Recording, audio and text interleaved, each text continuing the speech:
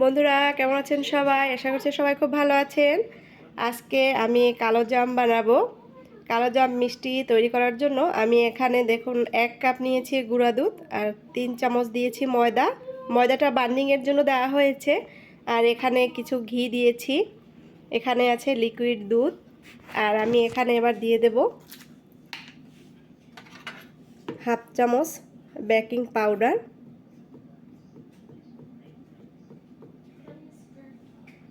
এটা কিন্তু baking powder, baking soda না। এবার এই বেকিং পাউডার দিয়ে ভালোভাবে মিশিয়ে নিতে হবে।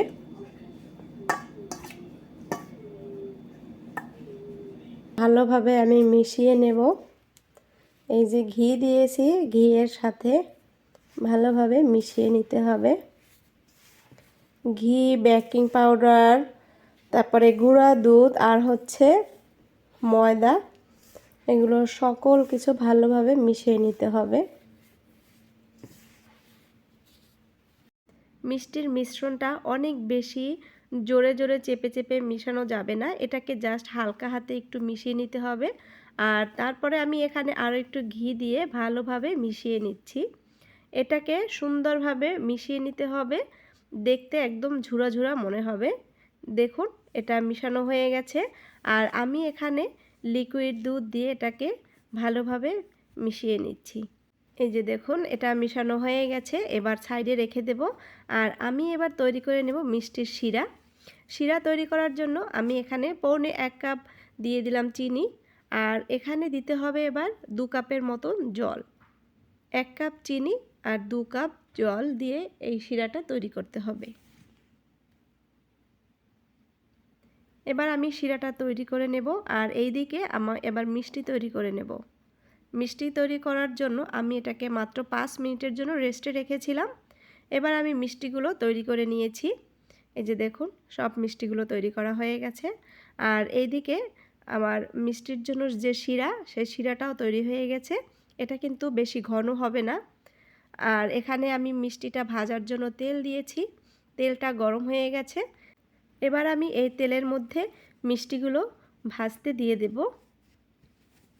বন্ধুরা যখন আপনারা মিষ্টিগুলো ভেজে নেবেন তখন অবশ্যই চুলার আঁচটা একদম লো ফ্লেমে হবে। কখনোই এটা হাইতে রাখা যাবে না। যদি আপনি হাইতে রাখেন তাহলে আপনার মিষ্টিগুলো উপর থেকে কালার চলে আসবে আর ভেতরটা কাঁচা থেকে যাবে। যার কারণে আপনাকে অবশ্যই লো ফ্লেমে রাখতে হবে। সবগুলো মিষ্টি এভাবে উল্টে পাল্টে ভালোভাবে ভেজে নিতে হবে। দেখুন কালারটা কত সুন্দর চলে এসেছে। আমি আরও একটু ডিপ কালার রাখবো। এই যে দেখুন অনেকটা ডিপ কালার হয়ে গেছে। আর এদিকে শিরাটাও হয়ে গেছে। এবার এই শিরার মধ্যে আমি মিষ্টিটাকে দিয়ে দেব।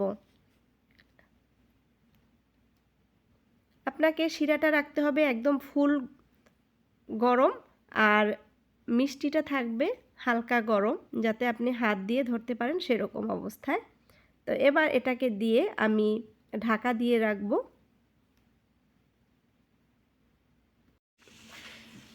বন্ধুরা এটা 2-3 বার করে এভাবে একটু নাড়িয়ে দিতে হবে। আর এইভাবে আমি চুলার আঁচটা একেবারেই লো ফ্লেমে আমি 5 মিনিট এটাকে রান্না করেছি। আর এবার এটাকে আমি 2 ঘন্টা রেস্টে রাখবো। তারপরে আমি আপনাদের সাথে শেয়ার করব। এই যে দেখুন বন্ধুরা কত সুন্দর তৈরি হয়ে গেল কালো জাম মিষ্টি। আপনারা যারা মিষ্টি খেতে পছন্দ করেন তারা এরকম ঝটপট ঘরে তৈরি করে নিতে পারেন। বন্ধুরা ভিডিওটি যদি ভালো লাগে অবশ্যই একটি লাইক দেবেন, শেয়ার করবেন, কমেন্টস করবেন। আর ভালো থাকবেন, দেখা হবে নতুন ভিডিওতে।